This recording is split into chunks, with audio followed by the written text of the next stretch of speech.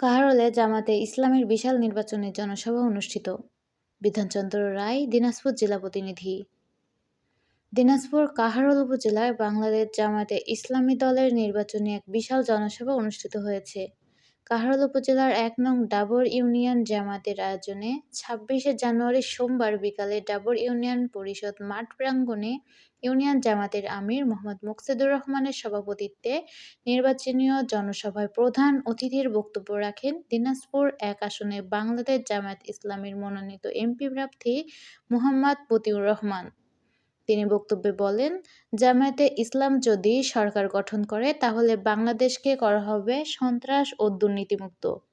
তিনি আরও বলেন, আমাকে যদি আপনারা নির্বাচিত করেন তাহলে আপনাদেরকে নিয়েই আমি এলাকা থেকে দুর্নীতি, চাঁদাবাজ ও মাদক নির্মূল করব।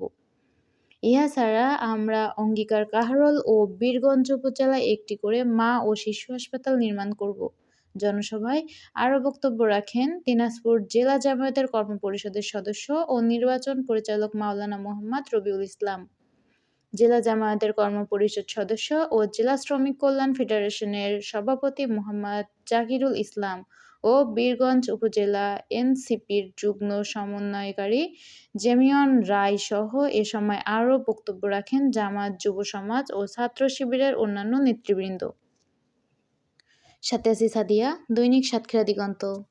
তাদের আমাকে ভালো লাগলে আমাকে ভোট দিবেন, কিন্তু পরস্পর রাজনৈতিক প্রতি শ্রদ্ধাটা থাকতে হবে। হিংসা বিদ্বেষ ছড়িয়ে দিয়ে বাংলাদেশের তরুণ প্রজন্মকে যারা বিভক্ত করতে চায় তাদের আমরা চাই আগামীর বাংলাদেশ এবং আগামীর বীরগঞ্জ কাহারোল যেন দুর্নীতিমুক্ত একটা সমাজ এবং দুঃশাসন মুক্ত একটা সমাজ হয়।